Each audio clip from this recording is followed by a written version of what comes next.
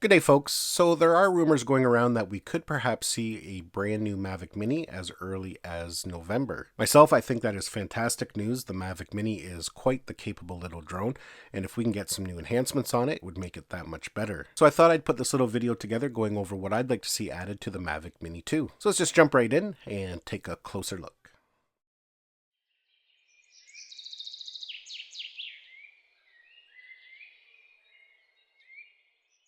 Now, I just want to mention before we get going on this video that these ideas are just things that I would like to see added. Of course, everybody's wants and needs are different, so just keep that in mind. In my opinion, there are three types of consumers that would be interested in purchasing an updated Mavic Mini. The first type of user that would be interested in purchasing is one that wants a drone that's under 249 grams. That's the magic number for many countries. For example, here in Canada at 249 grams, you don't have to have a drone license, and you don't have to register it with Transport Canada. And I know there's very similar rules in many other countries. In addition, in many countries, 249 grams is that magic number where you can fly as a tourist. Again, here in Canada, a non-Canadian citizen cannot apply for a drone license. Now, I do believe there are some waivers you can get, but it's a long, complex process, and for most people just traveling, you won't be able to come over with something like a Mavic 2 Pro and fly. However, if you fly a drone under 249 grams, it doesn't follow the rules. So as a tourist, you can fly in Canada if you have a drone under 249 grams. So I think that's the first type of consumer for the Mavic Mini, one where that 249 gram is very important. The next type of consumer is one that just wants a very small and portable drone, one that's easy to travel with. They want the smallest, most compact, travel-friendly drone they can have, while still retaining good video quality. And the third reason is price. The Mavic Mini is very affordable. It's affordable for most people. With the Mavic Mini here in Canada, you can pick it up for $349, so you get a very capable drone without spending a lot of money. So those are the three main type of consumers that really are going to have their eye on the new Mavic Mini if one does get released in November. So things that I would like to see with the Mavic Mini 2, the first and most important thing, I would like to retain its 249 gram weight. I would love to see something like OcuSync 2.0 added to the Mavic Mini. Now that's a pretty far stretch. I can't see DJI including it and still retaining that low price. OcuSync 2.0 would also make it compatible with the smart controller, which a lot of people would really like. But if they don't include OcuSync 2.0, I would like to see them improve the Wi-Fi transmission signal. A little bit farther distance with a more reliable connection would be a welcome bonus. I'm pretty confident we're going to see 4K video on the Mavic Mini 2. Right now it shoots at a maximum of 2.7K.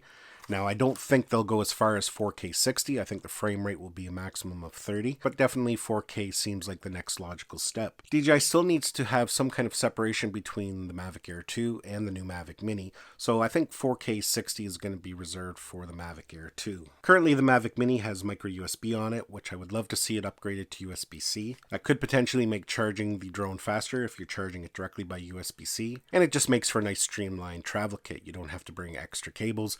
Right now, this is probably one of the only devices that I use that still uses micro USB. And that kind of goes to my next point. I hope that DJI leaves the ability to charge the drone directly from USB. It's pretty handy when you're traveling just to be able to plug this in directly if you don't want to bring the charging hub and everything along with you. Not only that, that allows you to charge it from a power bank. Now the next thing I would love to see updated with the Mavic Mini 2 is a new remote.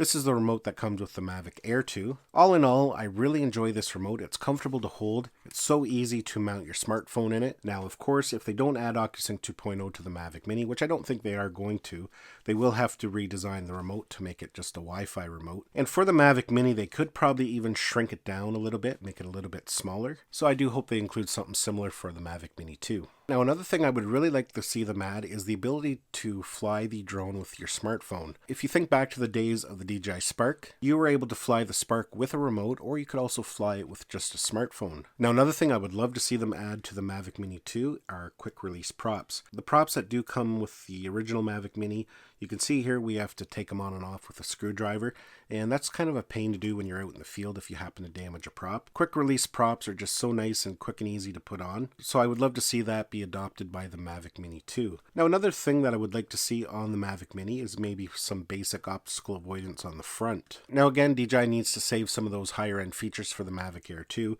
but even if they had some obstacle avoidance on the front, that would kind of make it a little bit safer for new pilots. Now lastly, another feature that I would like to see added to the Mavic Mini is Active Track. Myself, I don't do a lot of activities where I need Active Track. Just from reading comments on the videos I have made about the Mavic Mini, that seems to be kind of a popular thing. A lot of people were interested in the Mavic Mini, but without Active Track, it was a no-go. So I think if they added something as simple as Active Track, that would make it quite a bit more appealing to many people. And of course, any other intelligent flight modes they could add would be a big bonus. So yeah, folks, those are some things that I would like to see added to the next generation of the Mavic Mini. They're not going to load the Mavic Mini up with too many features. Like I said, they got to have some kind of separation with the Mavic Air 2. Why would you buy the Mavic Air 2 if you can get all its features in a drone that's about half the price? I think going forward, the Mavic Mini is going to be a very important drone for many people, especially at that 249 gram weight. With remote ID on the way, that 249 grams I think is going to make a big difference for a lot of people. Now I'm kind of curious what kind of features you would like to see on a Mavic Mini 2. What would make you want to upgrade from the original version to a Mavic Mini 2? Let me know down in the comments below what features you would like to see added. I want to thank you for watching this video. Give it a thumbs up if you enjoyed it.